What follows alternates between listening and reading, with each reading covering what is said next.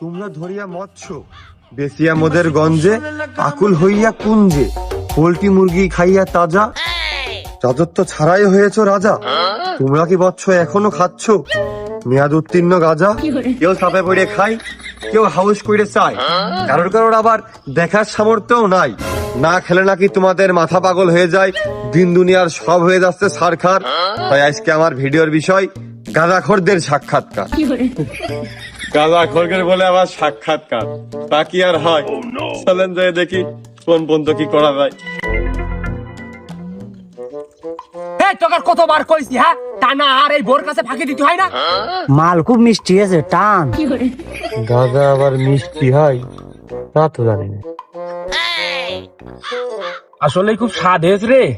গাঁজায়ও স্বাদ, খালি hotel restaurant আলাদা এত রকমের রেসিপি কেটে দিয়েছে, গাঁজা বানিয়ে বেচতো।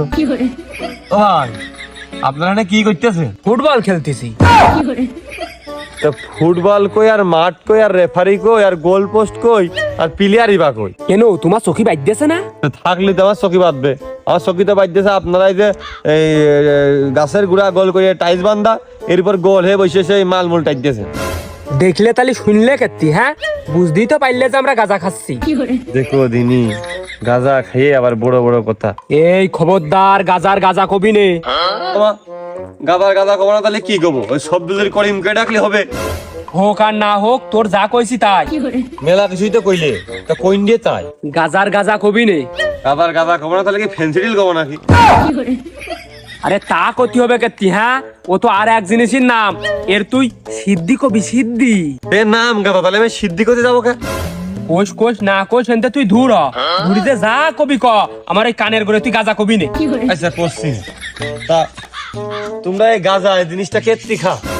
আবার কইছিস? আচ্ছা আর করছি নে, তা কও তোমরা গাঁজা এই জিনিসটা কেত্তি খাও? বাল ছিড়তি, তোর করছিস যে আমি গাঁজা কবি না, আমার সামনে গাঁজা কবি না, তুই বারবার সেই গাঁজা করতেছিস। আচ্ছা তাহলে ভাজা করছি, তোমরা ভাজা কেত্তি খাও? ঝালমুড়ির মধ্যে দিলি ভালো লাগে সেই জন্যই। ঝালমুড়ির মধ্যে এটা দিতে হয় নাকি? ঝালমুড়ির মধ্যে দিতে হয় ভাজা ভাজা। তা তুই তো ভাজার কথাই শুনলি, তুই কলি ভাজা কেত্তি খাও।